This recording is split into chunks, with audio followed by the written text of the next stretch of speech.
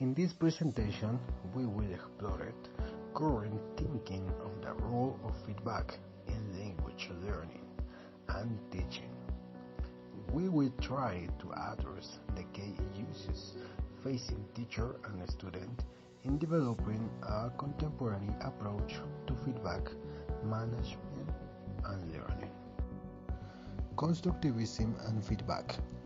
The philosophy of constructivism proposes that knowledge results from the constructivism activity of each student.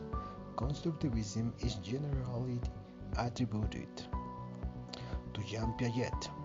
Jean Piaget suggested that through the process of accommodation and assimilation, individuals constructed new knowledge from their experiences.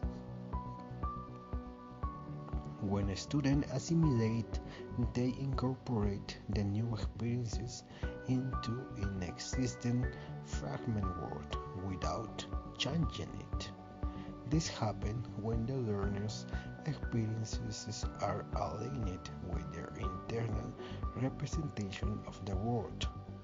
On the other hand, Brook suggests 12 strategies for teachers to employ to move towards a more constructivism approach to feedback. There are 1. Encourage and accept the autonomy and initiative of the students. 2. Use raw data and primary sources along with manipulate interactive and physical materials. 3.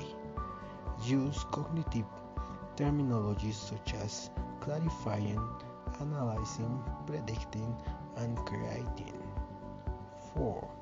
Allow student responses to drive lesson, change institutional strategies, and alter the content. 5. Ask about a student's understanding of concept. Therefore, the teacher share our understanding of those concepts. 6. Encourage students to engage a dialogue but with the teachers and with each other. 7. Encourage student inquiry by asking thoughtful, open-ended questions and encourage students to ask each other questions. 8. Look for the elaboration of the initial answer of the students. 9.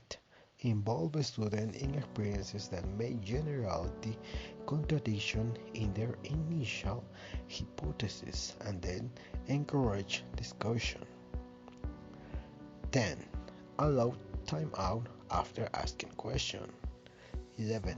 Provide time for students to build relationships and create metaphors. 12. Foster the natural curiosity of students through frequent use of the model learning circle. So, it is vital that students establish the necessary connection between the problem and the solution. One of the fundamental principles of social constructivism is to see the student as a unique individual who has to take responsibility for his own learning.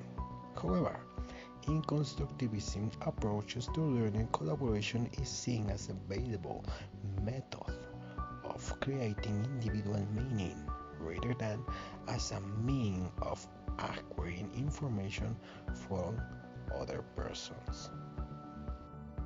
Conclusion. In conclusion, error correction can be highly effective as long as it's delivered in the right way or the right time. There are a variety of commonly used feedback strategies, some explicit, some implicit. None of these strategies should be ruled out. Rather, teachers are faced with a difficult task of selecting from a large pool of possible answers the strategies that best suit their students. There are many methods available to provide feedback, but the question remains how teachers can offer personalized feedback to meet the students' needs. One-on-one dialogue can be very effective, but they are often not feasible in large classrooms. That is why we suggest conductivism student-teacher monologues, especially when the problems are repeated or a series of students are faced with the same problems.